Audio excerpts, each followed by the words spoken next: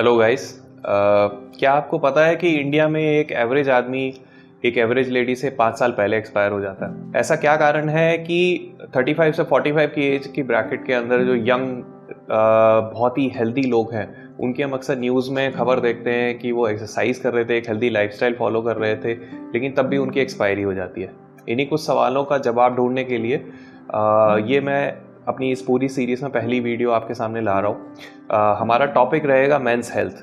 अब ये mains health में वो लड़का भी आता है जो कि अभी अभी धीरे धीरे करके आदमी बन रहा है, अपनी बॉडी में उसके बहुत सारे चेंजेस आ रहे हैं, उसके इमोशनल चेंजेस आ रहे हैं, और वो वरिष्ठ लोग भी रहेंगे जो 60-70s की एज में है और बहुत सारे स्टिग्मास और बहुत सारी जो पुरानी मान्यताओं को फॉलो करते हैं और अपनी हेल्थ को इग्नोर करते हैं। तो ये पूरा का पूरा टॉपिक रहेगा मेंस हेल्थ का। आपने रिसेंटली एक पिक्चर देखी होगी, ओ माई गॉड 2।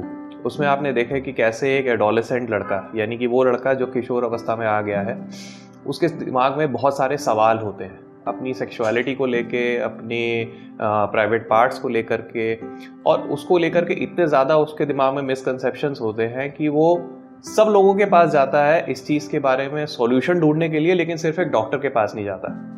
और किस हद तक वो परेशान हो सकता है वो आपने उस फिल्म में देखा है, उधर बहुत अच्छी तरीके से दिखाया है। यहीं पे काफ़ी सारे ऐसे लोग होते हैं जो कि वर्किंग लाइफ में हैं, यंग कपल्स हैं जिसमें कि अक्सर उनकी रिलेशनशिप ख़राब होती है क्योंकि आदमी किसी न किसी टेंशन से ग्रस्त होता है, वो अपने बेडरूम में परफॉर्म नहीं कर पाता है। यंग एज में ही उसको इरेक्टाइल डिस्फंक्शन की प्रॉब्लम होने लगती है, उसको फर्टिलिटी इश्यूज आने लगते हैं। आप खुद याद करो कि आपके फादर या ग्रैंडफादर के ज़माने में कितने लोग ऐसे थे जिनको कि ऐसी एक्चुअली प्रॉब्लम हुआ करती थी, और आज की एज में बहुत ज़्यादा कॉमन होती जा रही है। यहीं पे हम काफ़ी ज़्यादा न्यूज़ में देखते हैं कि जो 35 से 45 की एज के जो लोग हैं वो जिम में एक्सरसाइज कर रहे हैं और सडनली उनको हार्ट अटैक आ गया। 60s और 70s की एज में काफ़ी बार हम लोग देखते हैं कि हमारे जो सीनियर्स हैं उनको हम लोग मानते हैं कि अरे इनका तो मूड ऐसे ही ख़राब रहता है, इन्हें कुछ भी चीज़ अच्छी नहीं लगती है, तो उनकी क्या परेशानी होती है। काफ़ी लोग एज्यूम कर लेते हैं कि ये तो एज की वजह से होता है। ये सब गलत है। देखिए, इस सारी चीज़ों में एक जो कोर चीज़ हम निगलेक्ट कर देते हैं वो है कि आज के टाइम में और काफ़ी समय पहले से जो है मेल जेंडर, जो पुरुष लिंग है, उसको किस तरीके से पोर्ट्रे किया गया है। स्टार्टिंग से ही मेल जेंडर को बहुत ही ज़्यादा मैस्कुलिन और बहुत ही ज़्यादा प्रोवाइडर और बहुत ही ज़्यादा पावरफुल इस तरीके से पोर्ट्रे किया गया है। कहीं ना कहीं over the period of time इसका मतलब बदलता गया है। इसमें कहीं ना कहीं जो है हम अपने बच्चों में या फिर खुद हम भी इस चीज़ का शायद शिकार है कि हमने कहीं उसका मतलब गलत समझ लिया है। ऐसे में अगर हमें आदमियों को अगर कोई किसी भी तरीके की परेशानी है और हम यदि किसी और को बताते हैं और किसी से हेल्प लेने की कोशिश करें, तो इसको जो है नॉन मैस्कुलिन मान लेने का स्टिग्मा एक क्रिएट हो जाता है। अगर मैं आदमी हूँ और अगर मुझे कोई परेशानी या तो मुझे होनी ही नहीं चाहिए, मुझे महसूस ही नहीं होनी चाहिए, और अगर मेरे को कोई परेशानी महसूस भी हो रही है और अगर मैं किसी और को अगर बताऊंगा या और किसी से मदद मांगूंगा तो शायद मेरे मर्दानेपन में कोई शक करे।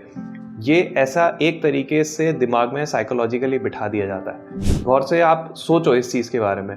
आप अक्सर अगर कभी भी कैजुअली टीवी बैठ करके देख रहे हो तो उसमें लेडीज़ की हेल्थ के बारे में, बच्चों की हेल्थ के बारे में जो है बहुत अच्छे से एडवर्टीजमेंट आते हैं। लेडीज़ की पर्सनल हेल्थ, डेवलपमेंटल हेल्थ, बच्चों की डेवलपमेंटल हेल्थ, इन सब के बारे में बहुत अच्छे से एडवर्टीजमेंट आते हैं और ये ज़रूरी भी है।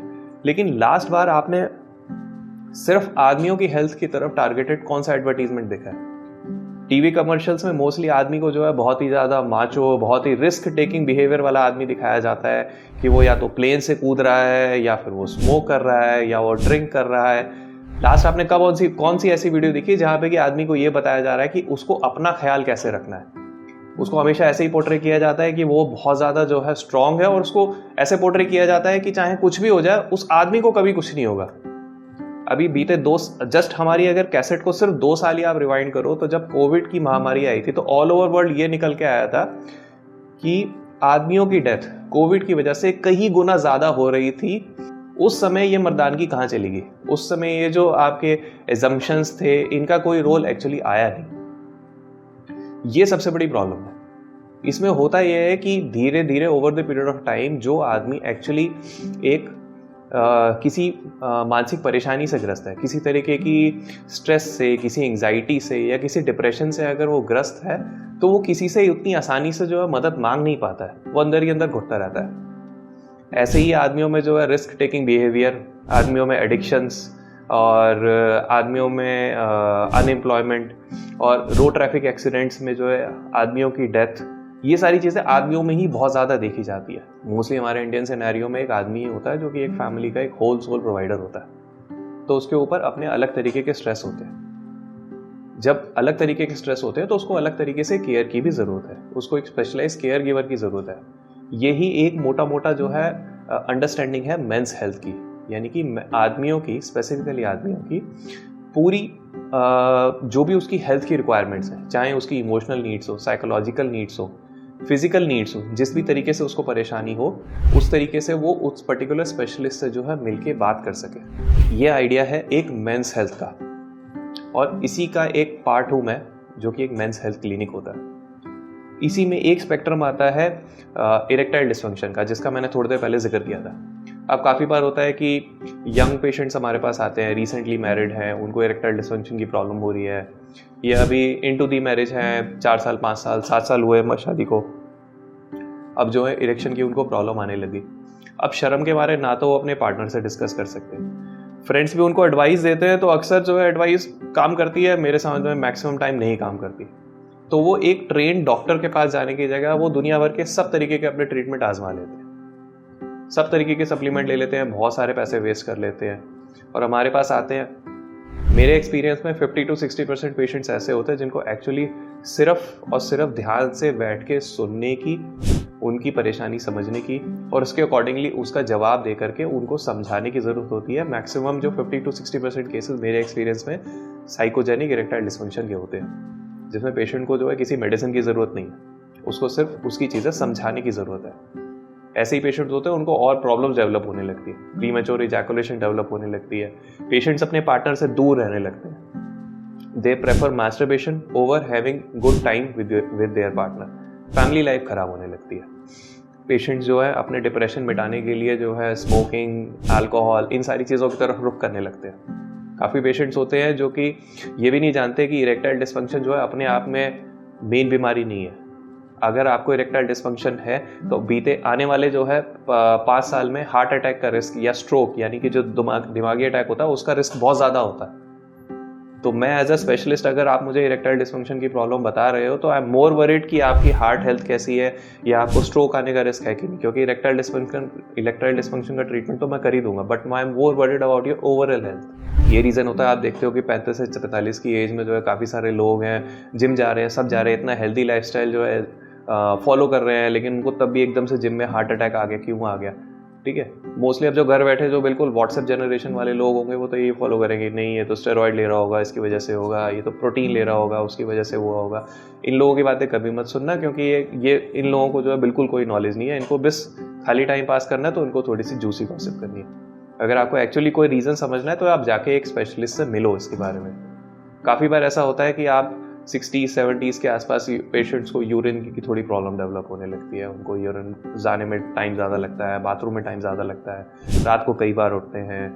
तो मैक्सिमम लोग जो है मेरी समझ में ये एज्यूम कर लेते हैं कि नहीं चलो थोड़ा बहुत तो एज रिलेटेड होता है। ऐसा नहीं है, एज रिलेटेड नहीं होता है। प्रोस्टेट रिलेटेड इश्यूज़ जो है आपको एक सर्टेन एज पे आने होते हैं, आ जाते हैं, लेकिन इसका मतलब ये नहीं है कि आप जो है उसको मान लो कि एज रिलेटेड है तो कुछ नहीं करना है। किसी ने ये नहीं कहा कि एज रिलेटेड है भी तो उसके लिए कुछ नहीं करना है। इसके लिए स्पेसिफिक ट्रीटमेंट्स होते हैं और बहुत इजी ट्रीटमेंट होते हैं, जिसके लिए आपको मैक्स टू मैक्स 1 या 2 बार डॉक्टर के पास जाना होगा, लेकिन आप जाओ तो सही।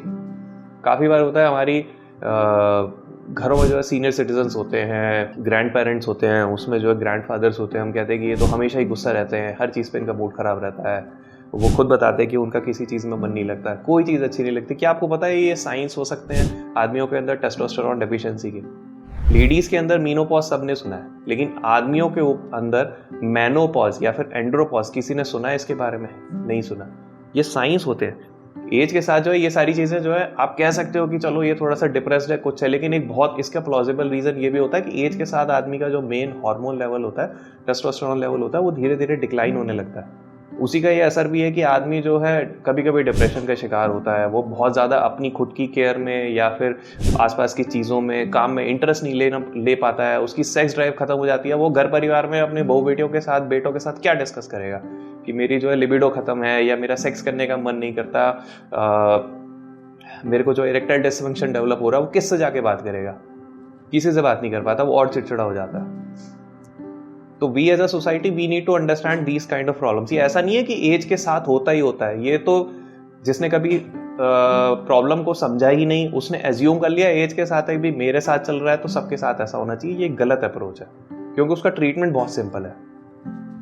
उसके कई कारण हो सकते हैं, लेकिन उसका एक मुख्य कारण ये टेस्टोस्टेरोन की एज के साथ कमी भी है। और सप्लीमेंटेशन उसका बहुत ईजी होता है, सुपरवाइज सप्लीमेंटेशन होता है, तो काफ़ी चीज़ों में ये रिवर्स भी हो जाती है। तो आप अपने मन में सवाल पालो, लेकिन अपने मन में गलत फहमी मत पालो। एज के साथ प्रॉब्लम्स अलग होती है। और मेरी बहुत ज़्यादा लोगों से गुजारिश है, खासकर आदमियों से, कि आप अपनी हेल्थ को इग्नोर मत करो। अगर आप अपनी फैमिली में अकेले प्रोवाइडर हो और आपकी हेल्थ अगर सफ़र कर रही है, किसी दिन खुदा ना खास्ता अगर आपकी तबीयत खराब हुई तो आपके साथ साथ आपका पूरा परिवार सफ़र करेगा। आप अकेले खुद सफ़र नहीं करोगे। तो अगर आपको कुछ भी प्रॉब्लम हो रही है, कैसी भी रिलेटेड, तो आप जो है अपने स्पेशलिस्ट से कांटेक्ट करो। मेरा नाम डॉक्टर अमित बंसल है। मैं सीनियर कंसल्टेंट हूँ यूरोलॉजी, एंड्रोलॉजी, रिकंस्ट्रक्टिव सर्जरी। मेरा फील्ड ऑफ एक्सपर्टीज़ जो है मेंस हेल्थ है, जिसमें सेक्सुअल हेल्थ आता है मेनली, और बाकी काफ़ी सारे मेरे साथ डॉक्टर्स हैं जो कि आदमियों की प्रॉब्लम से रिलेटेड, उनकी metabolic problems, blood pressure, heart related problems, emotional psychological problem, उससे भी डील करते हैं। तो अगर आपको कुछ भी ऐसी प्रॉब्लम लग रही है तो आप एक बार आके आप डिस्कस ज़रूर करो। मैं उम्मीद करता हूँ कि मैं आपको आपकी सेटिस्फेक्शन के अकॉर्डिंग जो है आपके सवालों के जवाब दे पाऊँ।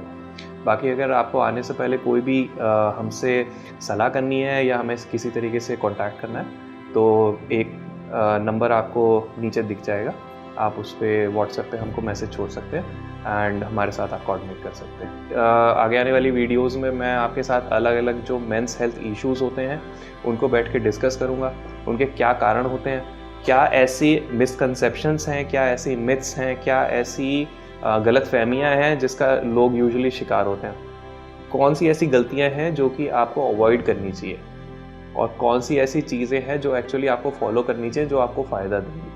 तो ये आने वाली जितनी भी वीडियोस होंगी, इंडिविजुअली एक एक प्रॉब्लम्स को उठा करके और उनके क्या कारण होते हैं और क्या सोल्यूशंस होते हैं, इसके बारे में हम लोग आगे बात करेंगे। Thank you.